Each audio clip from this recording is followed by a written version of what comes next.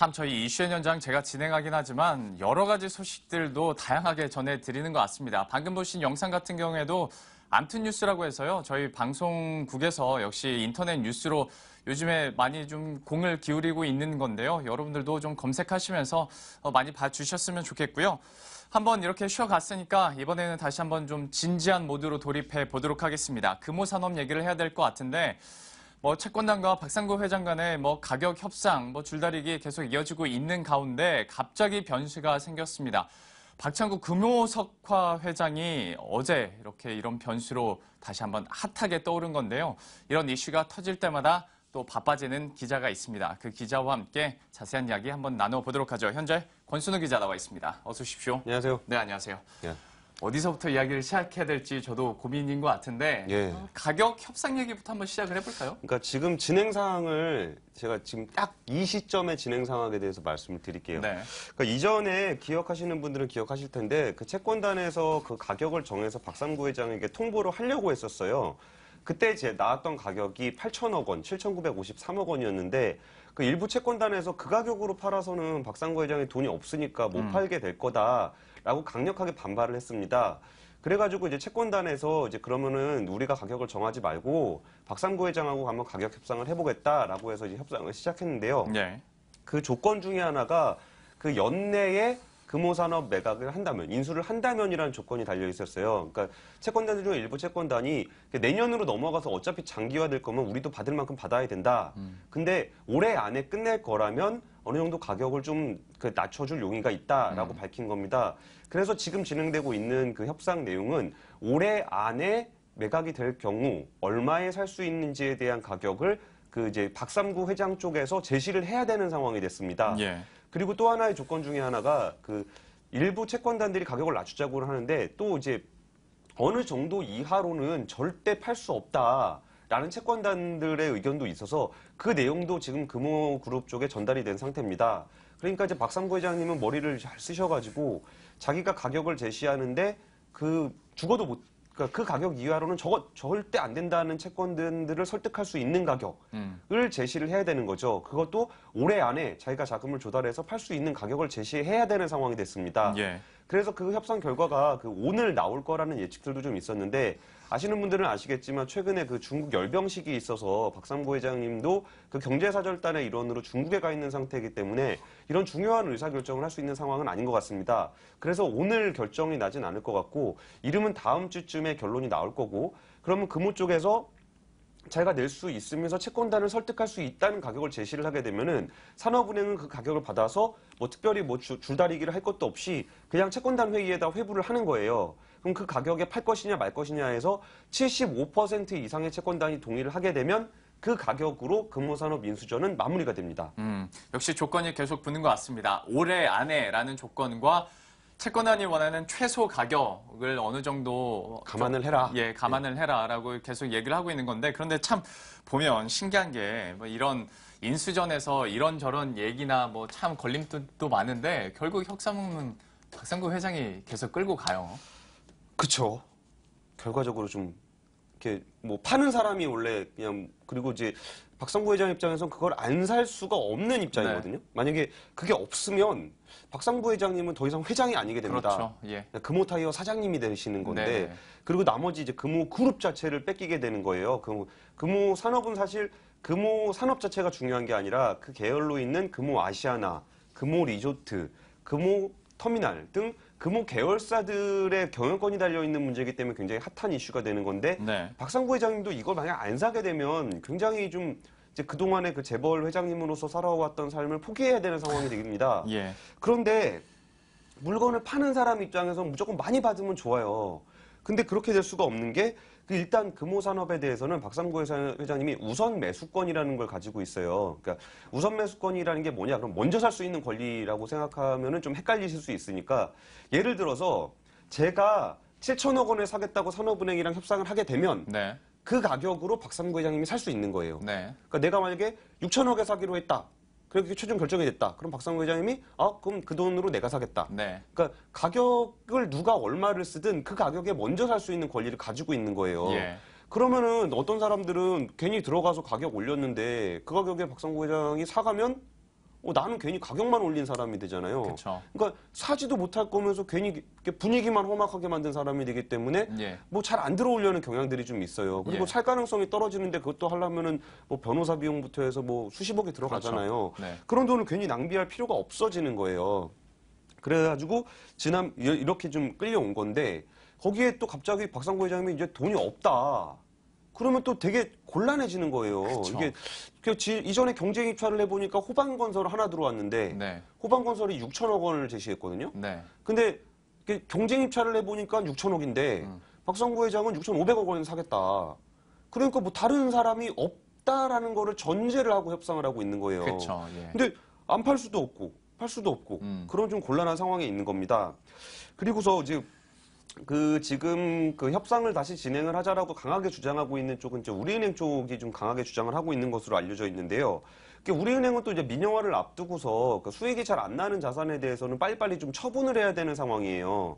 그리고 다른 채권단들하고 달리 또 대출 채권도 있거든요. 한 3천억 원 정도 있다는데 그러면은 금호산업이 너무 무리하게 그걸 인수를 했다가 부실해지면 또 채권이 부실해지는 상황도 있기 때문에 좀 적당한 가격에 하자. 그리고 이게 부실 기업을 살린 거니까 원금을 다 찾겠다는 건 좀 욕심 아니겠느냐. 아, 네. 그런 얘기 있죠. 그러니까 이게 뭐 멀쩡한 기업이라면 투자한 것만큼 수익을 내야 되겠지만 네. 진짜 우리 옛날에 금호 진짜 다 죽을 거라고 생각했을 때를 생각해 보자. 네. 그때를 생각하면 지금은 굉장히 양호한 가격이다라는 의견도 좀 힘을 좀 얻고 있습니다. 예.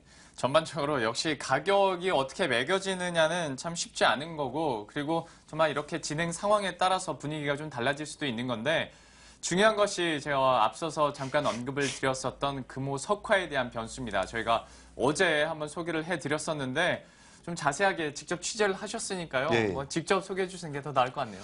예, 금호산업 인수 전에 다른 기업들이 이렇게 접근하기가 좀 힘든 이유 중에 하나는 저는 크게 두 가지로 보고 있는데 네. 하나는 재벌 정서예요. 예. 그러니까 이제 이 금호그룹은 금호 거다라는 네. 정서. 근데 금호 거를 뭐 삼성이 가져간다든지 현대차가 가져간다든지 이런 거에 대한 좀 약간의 그 심리적인 반발? 그리고 이제 금호그룹 같은 경우는 호남의 대표적인 기업입니다. 네. 그래서 다른 지역의 기업이 호남 기업을 인수한다는 것에 대한 반발도 굉장히 커요. 그럼 이 두 가지 조건 때문에 못 들어오는 데가 꽤 많이 있다면 그 두 가지 조건을 갖춘 곳이 하나가 있죠.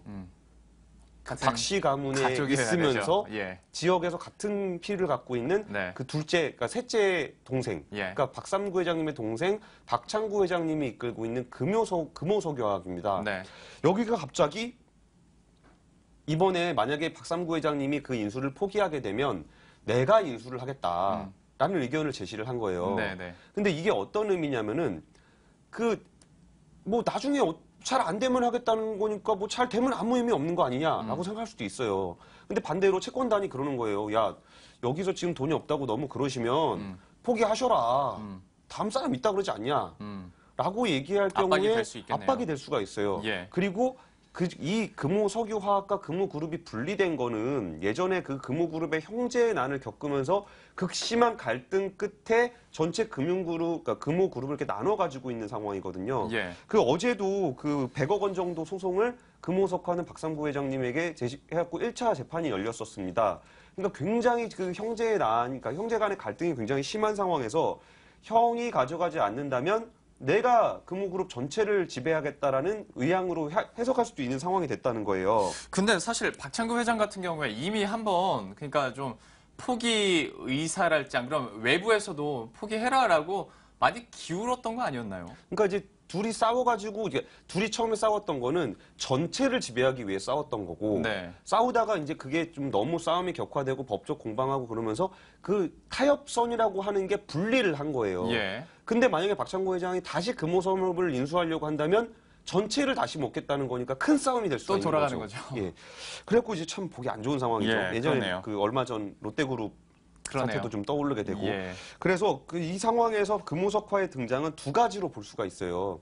하나는 진짜 인수 의지가 있다는 것. 두 번째는 박삼구 회장을 곤경에 빠뜨리기 위한 것. 그러니까 첫 번째를 본다면은 이미 이제 사이가 매우 안 좋다는 건 뭐 다들 알고 계신 얘기고 그쵸. 그 채권단이 제시한 8천억 원이라는 가격이 좀 납득할 수 있는 가격이라는 거예요. 이게 다른 그 주체들은 좀 인수희망자들은 뭐 이런저런 조건들 아까 말씀드렸던 조건들 때문에 들어오기가 좀 뭐하지만 그냥 일반적으로 평범한 공정시장의 경쟁이라고 한다면 충분히 문제가 되지 않는 가격이다. 그리고 박상구 회장님이 돈이 없다면 박상구 회장님은 난 돈 있다. 그러니까 굳이 그 가격에 못 살 거면 내가 살 수도 있다. 라는 의미로 해석을 할 수도 있고요. 예. 그리고 근데 진짜 박상구 회장이 그 금호산업을 포기할 수 있느냐? 그것도 아니잖아요. 거기서 이제 이걸 뺏기게 되면 다 뺏기는 건데 예. 그럼 어차피 협상은 하게 될 거라고 한다면 이거는 그냥 이왕 가져갈 거면 내가 이런 그 스탠스를 취해가지고 가격을 올리겠다. 채권단한테 힘을 더 실어주겠다. 지금 박상구 회장이 좀 협상 주도권을 갖고 있는 상황이잖아요. 예. 근데 채권단한테 힘을 주면서 가격을 높여서 가져갈 거면 더 비싸게 가져가라. 내가 못 가져갈 거면 너 좀 힘들게 가져가라. 약간 그런 그러니까 거. 약간 공경에 빠뜨리려는 측면도 뭐 없지 않은 것 없지 않아 같습니다. 있겠네요. 예. 그래서 이제 금호산업 쪽, 그러니까 그 박상구 회장님 쪽에서는 이거는 명백한 매각 방해 행위다. 아, 그럴 수 있겠네요. 이게 뭐 진짜 매각에 참여한 것도 아니면서 네. 왜 매각 진행되고 있는 협상을 방해하고 있느냐, 뭐 이런 뉘앙스인 거죠. 예. 그리고 참 이게 뭐 구조조정 과정을 거치면서 많이 힘들었잖아요. 네. 그래가지고 힘들게 진행을 해서 이제 와서 좀 대충 마무리가 될 것 같은데 이거를 왜 지금 상황에서 그러게요. 아니 들어올 거면 지금 들어올 수 있는 타이밍 다 협상이 결렬돼가지고 3자 매각을 할 때 들어오면 되지. 네. 왜 협상이 끝나지도 않은 상황에서 들어와가지고 이렇게 매각 방해를 하냐라는 좀 부담을 좀 그게 두고 있는 상황입니다. 네. 그래서 금호석화 측에서는 별로 아쉬울 게 없는 상황인 게 정말 협상이 결렬이 되면 뭐 그 정도 가격에 사서 금호그룹을 전체 지배할 수 있는 상황이 될 수도 있고 그렇지 않다면 평소에 그 사이가 좋지 않았던 형을 약간 공경에 빠뜨릴 수 있다는 측면도 뭐 좀 어느 정도 이렇게 부담을 키워서 좋은 측면이 또 있는 거죠. 그래서 이 상황에서 나온 이 인수 의향이 굉장히 묘한 카드가 되는 겁니다. 예. 취재하다 보니까 권순우 기자 뭐 생각은 어떠세요? 어떤 스탠스인 것 같아요? 금호석화 같은 경우에. 어려워요. 어려요. 그러니까 뭐 첫 번째, 복잡해요. 두 번째 진짜 뭐 생각이 있어서 지금 뭐 8천억 원도 뭐 적당하다 얘기하는 거예요? 아니면 진짜 뭐 어떤 좀 방해를 하기 위한 스탠스가 더 큰 거예요? 분위기가. 근데 이제 8천억 원으로 살 수 있다는 거는 그건 거짓말은 아니에요. 그러니까 그 살 수는 있어요. 예. 금호석화는 그 재건이 잘 돼서 어느 정도 좀 자금 여력도 좀 확보를 한 상태고 네네. 해서 할 수는 있는데 이제 진짜 그 협상이 깨져서 갈 가능성이 있느냐에 대한 진정성에 대한 문제가 있어서 채권단 쪽에서도 그 이제 금호석화의 참여에 대해서 아니 뭐 참여 아직 한 게 아니니까 의향만 밝힌 거니까 거기에 대해서 별로 할 말이 없다. 네. 그리고 이게 진정성이 있는지 잘 모르겠다라고 좀 판단을 하고 있는 거고요. 이게 뭐 이제 금호산업을 인수전을 바라보는 관점을 그냥 네. 단순히 이제 형제 갈등이나 그런 걸로만 볼 게 아니라 네. 그럼 이거가 대한민국 경제나 우리 국민들한테 어떤 영향을 미치는지를 한번 볼 필요도 있는 것 같아요.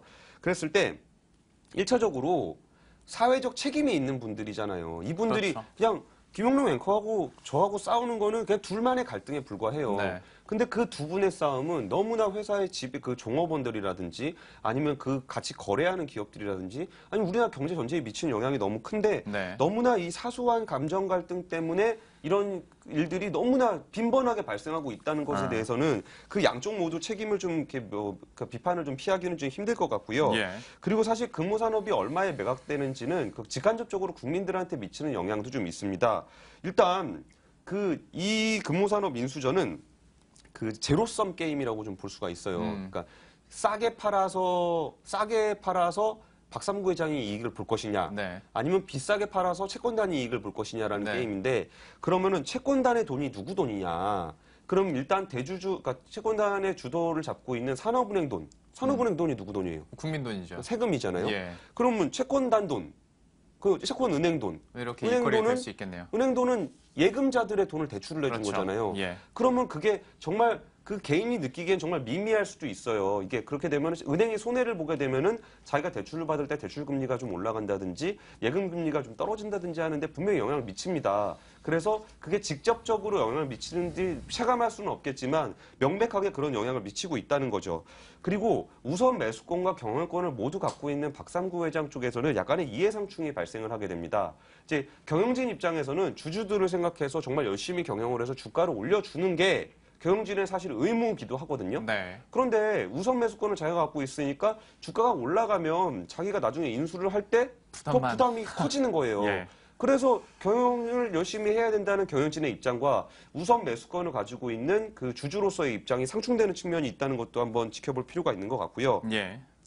어쨌든 이제 이번에 그 박상구 회장 쪽에서 가격을 제시를 하게 되면은 정말 그 채권단들의 그 투표를 통해서 가격이 결정되기 때문에 네. 그리고 만약에 그게 가격이 받아들여지지 않는다면 그러니까 채권단에서 그 가격을 뭐 수용할 수 없다. 우리 너무 손해가 많아서 손해볼게 할 수가 없다라는 가격과 박상구 회장 쪽에서 제시할 수 있는 최대 가격이 좀 매치가 된다면 그 가격에서 결정이 될 거고 그렇지 않다면 매각이 결렬되면서 3자 매각이 시작이 되면은 우선 매수권이 없어지기 때문에 굉장히 복잡한 상황이 펼쳐질 수가 있습니다. 네. 그리고 그때 금호석유화학이 들어올 경우에 이제 구사주, 부실의 책임이 있는 옛날 사주가 인수 자격이 있는지에 대한 논란도 불거질 것 같고요. 예. 그리고 우선 매수권이 없기 때문에 금호아시아나라는 매력적인 매물을 향한 누군가가 러브콜을 할 것이냐. 라고 했을 때 아까 얘기했던 금호 터미널도 이제 거기 계열로 있는데 거기는 또 광주의 신세계 백화점이 그 땅에 입주해 있어요. 그러면 신세계 백화점도 그 땅을 지속적으로 이용할 수 있게끔 네. 하는 것과 아니면 그 땅을 뺏어서 랜드마크를 하겠다는 롯데 백화점을 만들 수도 있는 거잖아요. 또 그렇게 되면 굉장히 복잡한 상황이 펼쳐지기 때문에 예. 상황을 잘 지켜보시면은 굉장히 흥미롭게 진행될 가능성도 있습니다. 네. 참 원래 참 복잡한 일이었는데 뭐 3자 매각까지 더 가게 된다면 더 복잡해진다고도 얘기를 해 주셨고요. 그리고 또 권순우 기자가 잠깐 언급을 해 줬던 것처럼 이게 어떤 그래 너희들 그냥 형제들끼리 땅 따먹기라고 생각하신 분들은 어쨌거나 현재 우리 돈도 우리 국민들의 세금도 들어가 있는 부분이 있기 때문에 좀 더 관심 있게 보시면 좋을 것 같은데요. 좀 이런 문제가 워낙 지지부진해지다 보니까요.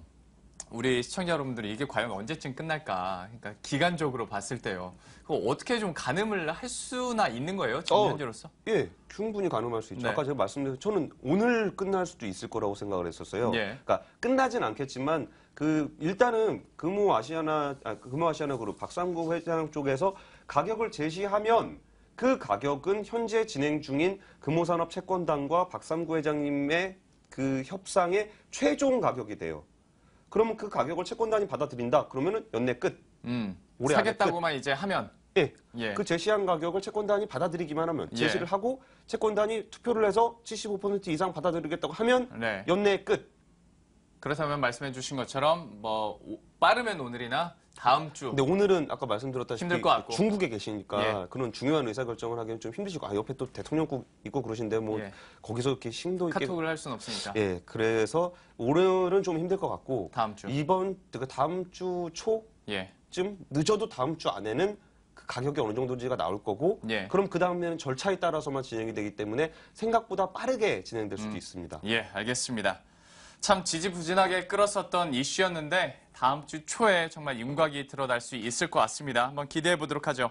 지금까지 경제금융부의 권순우 기자와 함께 이야기 나눠봤습니다. 고맙습니다. 감사합니다.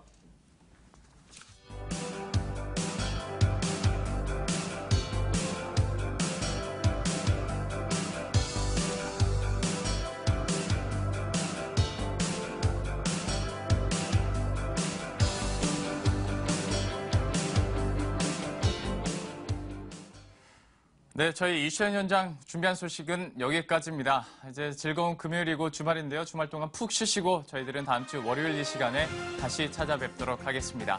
시청해주신 여러분 고맙습니다.